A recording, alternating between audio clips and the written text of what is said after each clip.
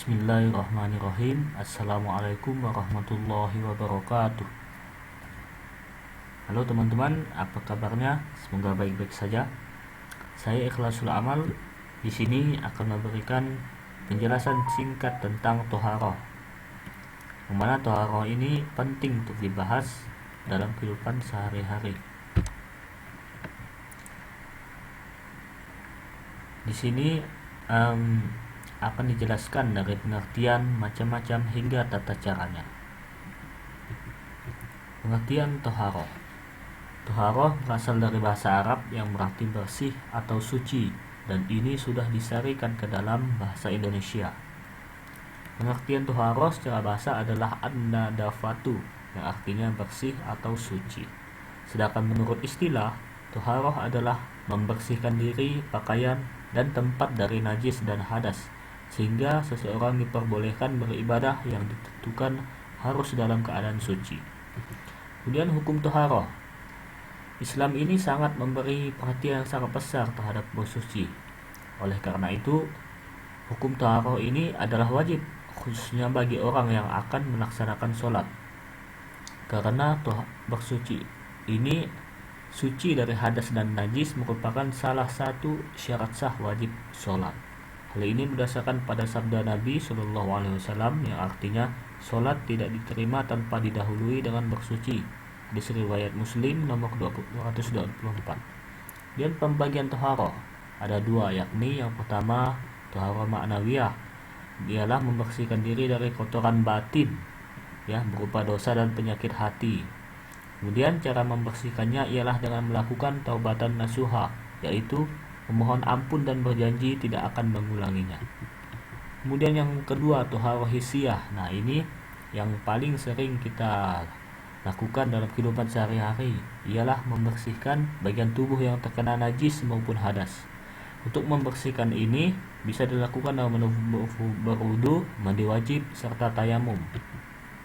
Nah, tata cara toharoh meliputi yang pertama mandi wajib. Mandi wajib ini harus dibarengi dengan membaca niat berikut: nawaitu husla li rafil hadasil akbari fadlillahi ta'ala. Nah, kemudian langsung saja ke tata caranya. Yang pertama, basuh kedua tangan. Tuangkan air dengan kanan ke atas tangan kiri, kemudian dibasuh kemaluan. Kemudian berwudu seperti wudu biasa untuk sholat.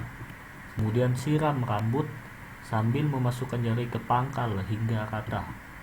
Kemudian basuh kepala sebanyak 3 kali, kemudian basuh seluruh tubuh, dan basuh kedua kaki. Kemudian berwudu. Nah, yang macam toharoh ini yang kedua, berwudu untuk menghilangkan hadas kecil ketika akan sholat. Orang yang akan melaksanakan sholat wajib hukumnya melakukan wudu. Nah, ini dia niatnya bisa dibaca. Kemudian langsung ke tata caranya. Yang pertama tentu membaca niat yang tadi. Kemudian membasuh telapak tangan 3 kali hingga sela jari. Kemudian kumur-kumur 3 kali. Kemudian membersihkan lubang hidung 3 kali. Membasuh muka. Kemudian membasuh kedua tangan 3 kali. Mengusap kepala 3 kali. Mengusap kedua telinga sebanyak 3 kali. Kemudian mencuci kaki. Kemudian setelah itu membaca doa setelah wudhu sebagai penyempurna. Ingat, yang 3 kali ini sunnah, yang wajibnya itu sekali. Kemudian yang terakhir, macam-macam toharoh ialah toharoh tayamum, ialah cara bersuci untuk menggantikan mandi dan wudhu apabila sedang tidak ada air. Nah, ingat syaratnya ialah tidak ada air. Adapun syarat ini menggunakan tanah yang suci, tidak tercampur benda lain. Nah, bisa saudara lihat niatnya ini. Langsung saja ke tata caranya. Yang pertama, siapkan tanah atau debu yang berada di tembok, kaca, atau tempat lain yang dirasa bersih.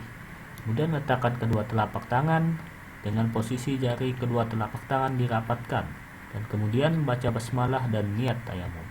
Kemudian usapkan kedua telapak tangan pada seluruh wajah, cukup dengan 1 kali saja menyentuh tubuh. Dianjurkan untuk meratakan debu pada seluruh bagian wajah. Kemudian letakkan kembali telapak tangan pada debu dengan jari direnggangkan. Tempelkan telapak tangan kiri ke punggung tangan kanan. Ujung-ujung jari dari salah satu tangan tidak melebihi ujung jari telunjuk dari tangan yang lain. Kemudian usapkan telapak tangan kiri ke punggung lengan kanan sampai ke bagian siku. Lalu balikkan telapak tangan kiri ke lengan kanan dan ratakan hingga ke pergelangan.